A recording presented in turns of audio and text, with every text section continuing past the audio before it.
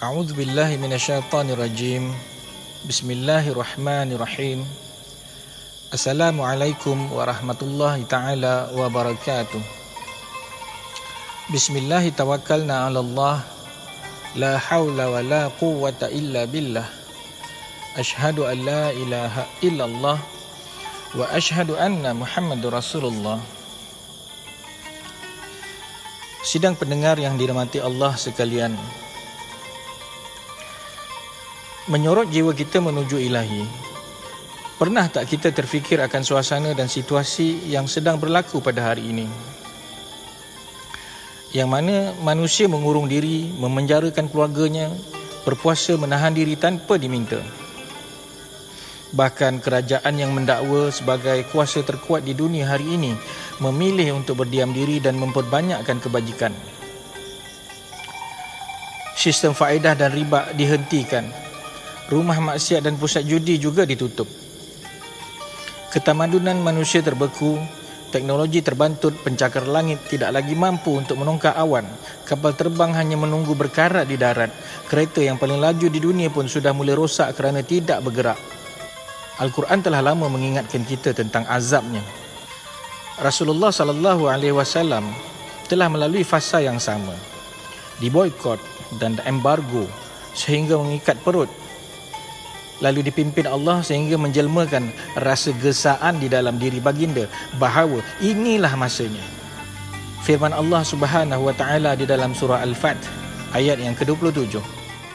A'udzu billahi minasy syaithanir rajim. Bismillahirrahmanirrahim.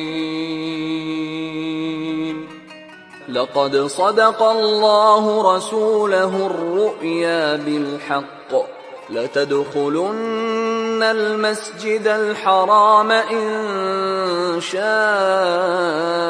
الله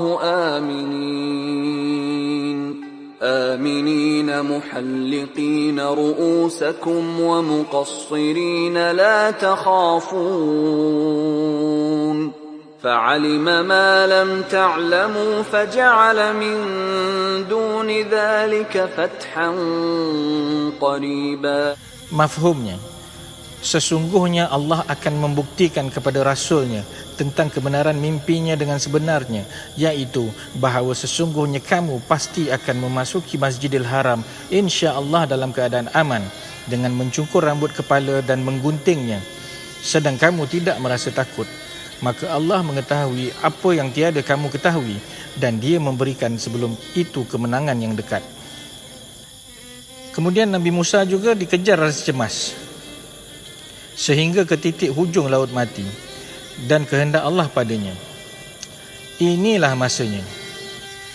Firman Allah Subhanahu wa taala di dalam surah Al-Baqarah ayat yang ke-50. أعوذ بالله من الشيطان الرجيم. بسم الله الرحمن الرحيم.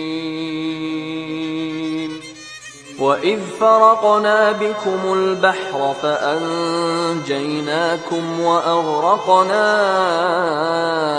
آل فرعون وأنتم تنظرون.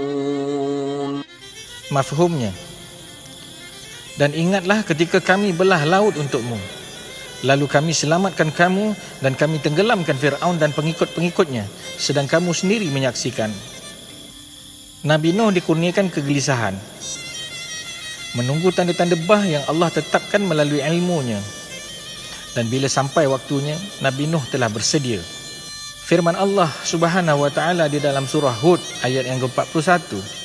أعوذ بالله من الشيطان الرجيم. بسم الله الرحمن الرحيم. وقال اركبوا فيها بسم الله مجريها ومرساها إن ربي لغفور رحيم. Mafhumnya, dan Nuh berkata, naiklah kamu sekalian ke dalamnya dengan menyebut nama Allah di waktu berlayar dan berlabuhnya. Sesungguhnya Tuhanku benar-benar Maha Pengampun lagi Maha Penyayang.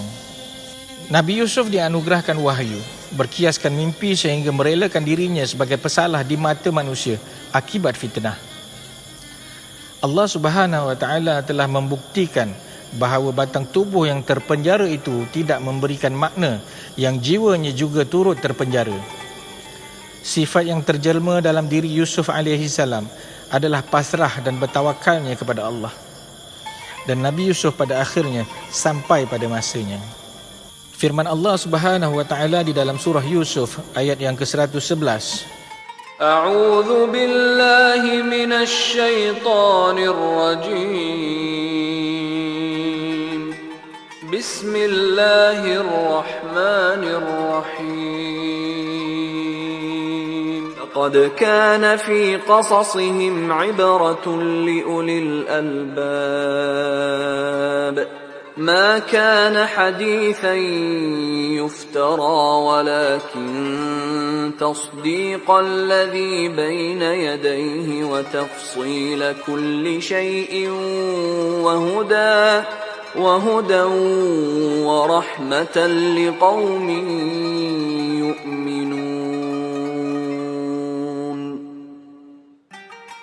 Mafhumnya, sesungguhnya pada kisah-kisah mereka itu terdapat pengajaran bagi orang-orang yang mempunyai akal.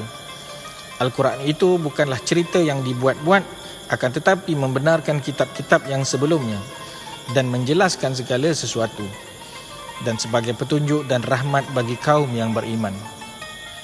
Sekian dahulu buat masa ini. Aqulu qawli hadza wa astaghfirullahal azim li wa lakum. Alhamdulillahi rabbil alamin. Assalamualaikum warahmatullahi taala wabarakatuh.